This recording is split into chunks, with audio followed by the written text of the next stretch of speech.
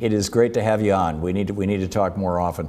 I'm curious your thoughts on what's going on. You live in Wisconsin. It's your home state. You know Wisconsin politics better than anybody I know. Scott Walker got thrown out. I understand that they are preparing to do, unless I'm mixing my states up, what they did in, was it North Carolina, where as the incoming Democratic governor came in, they stripped him of the legislature, stripped that office of a whole bunch of powers that it had before he took office. Are they going to do that to, is it Tony Evers, the guy who beat Scott Walker? Am I remembering right? Your memory is very good on about 1,000 fronts. It's Evers, not Evers. Evers, I only correct you because you want to be on our side of that pronunciation. The president got it wrong when he came to campaign for Scott Walker, and so we make the pronunciation central to our explanation here. It is Tony Evers, and he won by 30,000 votes. Not a landslide, but a solid victory. And remarkably, his victory came at the end of an intense campaign. And not only was Tony Evers elected, but so too was his running mate, Mandela Barnes, the first African-American lieutenant governor, a new attorney general, Josh Kaul, a great civil rights, voting rights activist, a new state treasurer, Sarah Godlewski, Secretary of State Doug Follett was reelected. Senator Tammy Baldwin was elected for the first time since 1982, Tom. Democrats won every constitutional office and the Senate seat at the same time, same election. How about the Secretary of State, the person who runs the elections?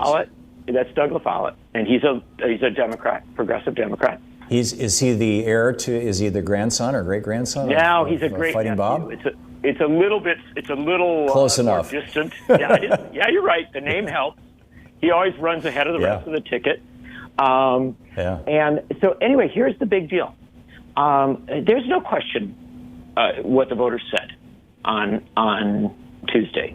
They gave a clear indication, shifting all of the statewide contests, that they want a new direction for Wisconsin. And unfortunately, because our legislature is so overwhelmingly and radically gerrymandered, Republicans retain control of the state Assembly and the state Senate.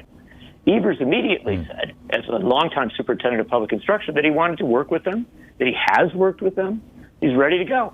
Their response, the response from the Speaker of the State Assembly, was to say, oh, we suddenly realized the governorship is too powerful. It's got too much authority. And so we are thinking of using the lame duck session to change the powers of the governorship of Wisconsin. It really has sent shockwaves through the state, because I do know, as you correctly say, that something like this happened in North Carolina, but this is completely outside the character of historic Wisconsin politics by any measure. And so there's people are really everybody's on edge now. We're seeing whether they're actually going to try this. And I have to tell you, there's some question about whether Walker himself would go along with it, because I want to assure you the reaction has been so negative that if Scott Walker, as an outgoing governor, were to sign off on changes in powers that he himself accumulated, I think he already got beat. I think he would beat himself well into the future. But if his goal is to take a job as a lobbyist for Koch Industries for $2 million a year and and retire at the age of 60, a multimillionaire and with a fortune to will to his children, he couldn't give a damn, right? But this is the subtlety of Scott Walker, and you may be right. I can't get in his head, and I've battled him now, as you well know, often on your show for many years, and been quite a critic of him. But my sense of Scott Walker is that he's obsessed with politics. He loves electoral politics. I think it was why he was such a miserable governor, because he put political ambitions above the day-to-day of governing.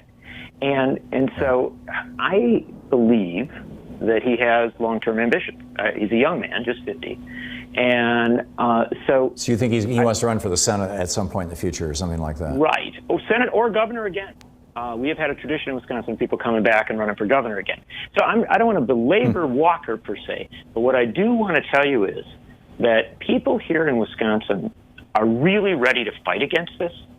And I was at a rally last evening on the steps of the Capitol. It was a rally regarding the Department of Justice and what has happened with Jeff Sessions and Whitaker and all that.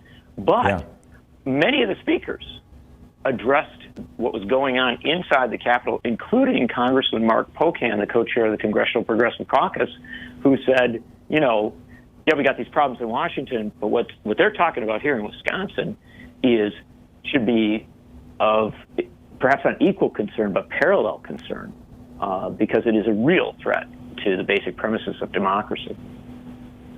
Yeah. Specifically, what do they intend to do? They're talking about dialing back the powers of the governor. What? How? Where? Very good question. Robin Vos, the Speaker of the State Assembly, and Scott Fitzgerald, the leader of the state, have historically to operate very much in the dark, very secretive. Fitzgerald has said, no, we're not talking about doing anything major. We might just change some of the appointment powers for the Economic Development Commission and things like that. They've made it very narrow in their definition. Mm-hmm. But the truth of the matter is that once you get into a special session, they have a long history of packing what are presented as very minor, innocuous changes with all sorts of radical shifts. Remember, Scott Walker himself, when he did Act 10, which is the law that assaulted labor rights in Wisconsin, that was a 133-page proposal, supposedly just to close the budget gap. And within it were dozens of proposals, and they shifted powers, they strengthened the governorship in all sorts of ways. They also had all sorts of real poison pills for unions, many of which were never even discussed. And so in this circumstance, what you have to look at, I would argue, is this. Three things. Dialing back the governor's authority to make appointments to state boards, commissions, cabinet, sub-level cabinet posts. The governor right now has a lot of ability to make appointments. Those appointments would allow Tony Evers to really change the direction of state government. And that's a big deal because Walker filled those posts often with very partisan players. The thing to understand about Evers is he's a good government guy. He is very, very passionate about filling those posts with scientists at the Department of Natural Resources and with experts in ethics at, like the other groups that oversee ethics. The oversight. I mean? Yeah. Right. That's pretty radical stuff, John. I know it's crazy. I mean, seriously, bringing scientists in to oversee, the environment and things that have to do with science? My friend, just to let you understand this, you're right. We should, kind of mock it a little bit. But one of the biggest applause lines of Tony Evers on the campaign trail is we're bringing science back to Wisconsin. Because under the Walker administration, they barred discussion of climate change in agencies that dealt with climate change, or at least dealt with, land use and other issues that might in some ways relate to it. This is a big deal. Who gets appointed, how appointments take place. There's a lot of power there. There's also, frankly, a lot of authority that the governor has as regards interpretation of bills, interpretation of things. And the main thing that you want here is, I can assure you, I've covered these people closely. Tony Evers, if you ever had a guy who was a good government guy who was willing to sit down with Republicans and say, yeah, maybe we should change that, he's the one. And so the deal here is, if they want to make changes, let them wait till January when the new governor is sworn in. They can talk about, these issues and sort them out.